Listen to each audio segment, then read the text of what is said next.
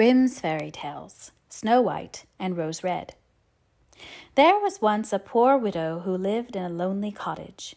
In front of the cottage was a garden wherein stood 2 rose trees, one of which wore white and the other red roses. She had 2 children who were like the 2 rose trees, and one was called Snow White and the other Rose Red. They were as good and happy, as busy and cheerful as ever 2 children in the world were. Only Snow White was more quiet and gentle than Rose Red.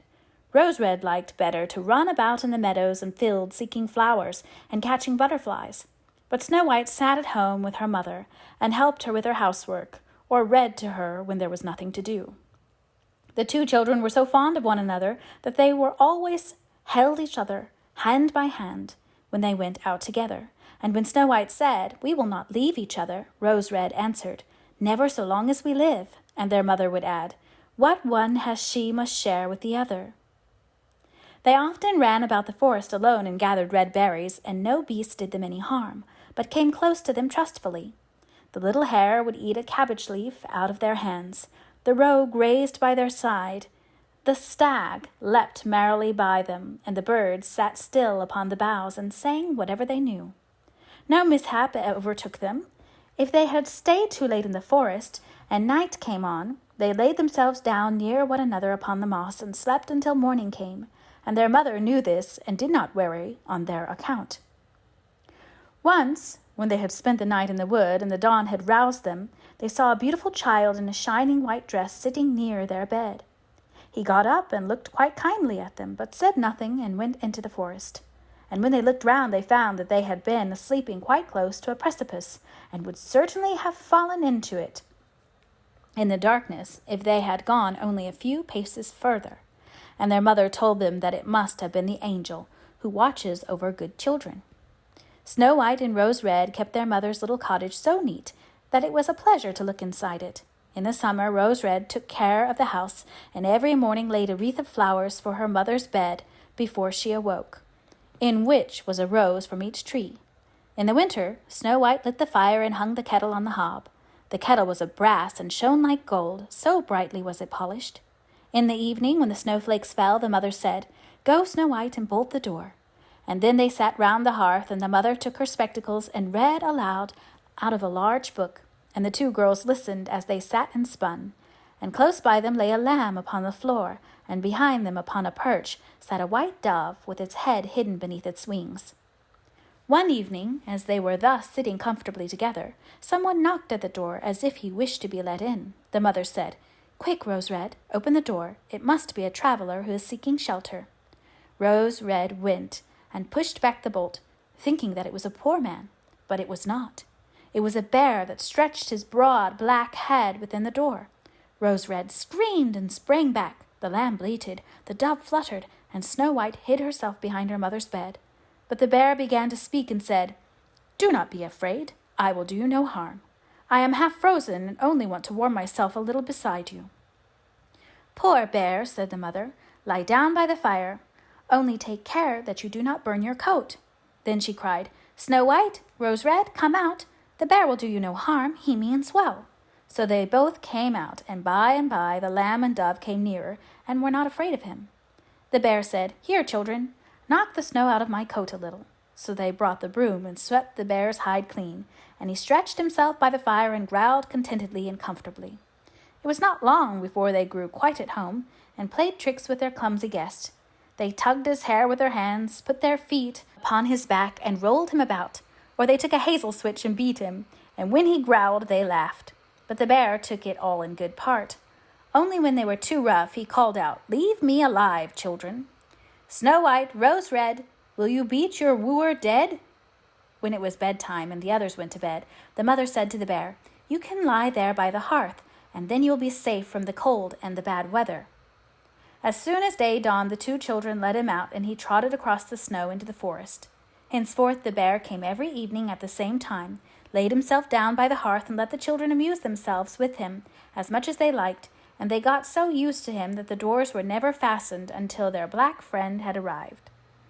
When spring had come, and all outside was green, the bear said one morning to Snow White, "Now I must go away and cannot come back for the whole summer." "Where are you going then, dear bear?" asked Snow White. "I must go into the forest and guard my treasures from the wicked dwarfs. In the winter, when the earth is frozen hard, they are obliged to stay below and cannot work their way through.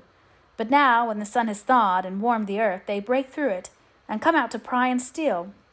And what once gets into their hands and in their caves does not easily see daylight again."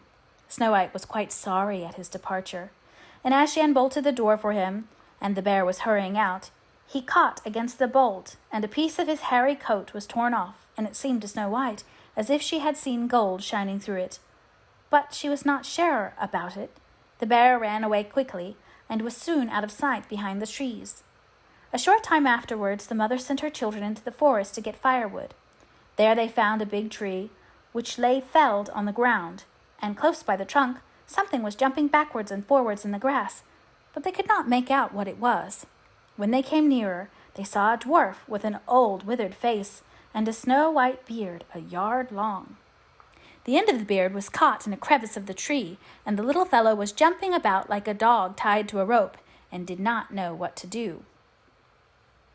He glared at the girls with his fiery red eyes and cried, "Why do you stand there? Can you not come here and help me?" "What are you up to, little man?" asked Rose Red. "You stupid prying goose," answered the dwarf. "I was going to split the tree to get a little wood for cooking. The little bit of food that we people get is immediately burnt up with heavy logs. We do not swallow so much as you coarse, greedy folk.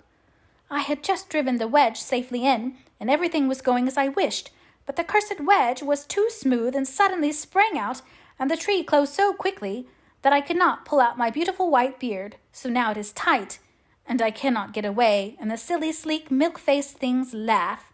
Ugh, how odious you are." The children tried very hard, but they cannot pull the beard out.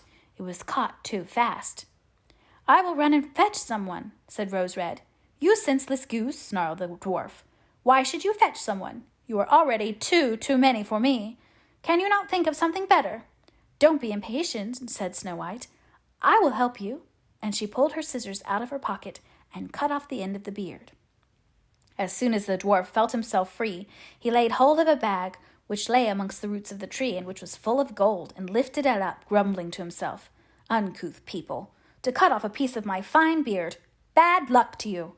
And then he swung the bag upon his back, and went off without even looking at the children. Some time afterwards, Snow White and Rose Red went to catch a dish of fish. As they came near the brook, they saw something like a large grasshopper jumping towards the water, as if it were going to leap in. They ran to it and found it was the dwarf. "Where are you going?" said Rose Red. "You surely don't want to go into the water." "I am not such a fool," cried the dwarf. "Don't you see that the accursed fish wants to pull me in?" The little man had been sitting there fishing, and unluckily the wind had tangled up his beard and the fishing line. A moment later a big fish made a bite, and the feeble creature had not strength to pull it out. The fish kept the upper hand and pulled the dwarf towards him. He held on to all the reeds and rushes, but it was of little good, for he was forced to follow the movements of the fish, and was in urgent danger of being dragged into the water. The girls came just in time. They held him fast and tried to free his beard from the line, but all in vain. Beard and line were entangled fast together. There was nothing to do but bring up the scissors and cut the beard, whereby a small part of it was lost. When the dwarf saw that, he screamed out, "Is that civil, you toadstool, to disfigure a man's face? Was it not enough to clip off the end of my beard? Now you have cut off the best part of it. I cannot let myself be seen by my people. I wish you had made me to run the soles off your shoes." Then he took out a sack of pearls which lay in the rushes, and without another word he dragged it away and disappeared behind a stone. It happened that soon afterwards the mother sent the 2 children to the town to buy needles and thread and laces and ribbons. The road led them across a heath upon which huge pieces of rock lay strewn about. There they noticed a large bird hovering in the air, flying slowly round and round above them. It sank lower and lower, and at last settled near a rock not far away. Immediately they heard a loud, piteous cry. They ran up and saw with horror that the eagle had seized their old acquaintance, the dwarf, and was going to carry him off.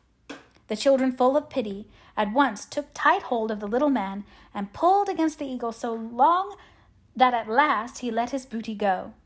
As soon as the dwarf had recovered from his first fright, he cried with a shrill voice, "Could you not have done it more carefully? You dragged at my brown coat so that it's all torn and full of holes, you clumsy creatures." Then he took up a sack full of precious stones and slipped away again under the rock into his hole. The girls, who by this time were used to his ingratitude, went on their way and did their business in town. As they crossed the heath again on their way home, they surprised the dwarf, who had emptied out his bag of precious stones in a clean pot, and had not thought that anyone would come there so late.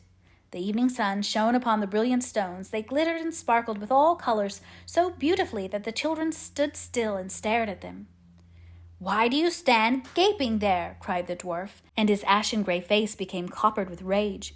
He was still cursing when a loud growling was heard, and a black bear came trotting towards them out of the forest. The dwarf sprang up in a fright, but he could not reach his cave, for the bear was already close. Then, in the dread of his heart, he cried, "Dear Mr. Bear, spare me. I will give you all my treasures. Look, the beautiful jewels lying there. Grant me my life. What do you want with such a slender little fellow as I? You would not feel me between your teeth. Come, take these 2 wicked girls. They are tender morsels for you, fat as young quails. For mercy's sake, eat them." The bear took no heed of his words, but gave the wicked creature a single blow with his paw, and he did not move again. The girls had run away, but the bear called to them, "Snow White and Rose Red, do not be afraid. Wait, I will come with you." Then they recognized his voice and waited, and when he came up to them suddenly, his bear skin fell off, and he stood there, a handsome man, clothed all in gold. "I am a king's son," he said, "and I was bewitched by that wicked dwarf who had stolen my treasures. I have had to run about the forest as a savage bear until I was freed by his death. Now he has got his well-deserved punishment."